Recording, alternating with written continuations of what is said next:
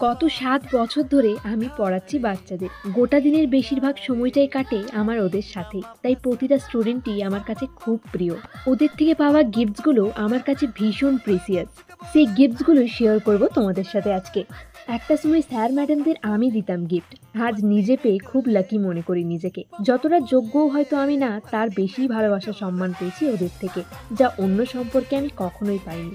এবার আসি গিফটসের কথায়। পেয়েছি কয়েকটা পেন, আর এই পেনটার সাথে তো একটা কি রিংও রয়েছে, যেটার মধ্যে সুন্দর ছোট্ট একটা গণেশ ঠাকুর বানানো রয়েছে। আরও একটা পেন রয়েছে, তার সাথে পেয়েছি একটা চকলেট।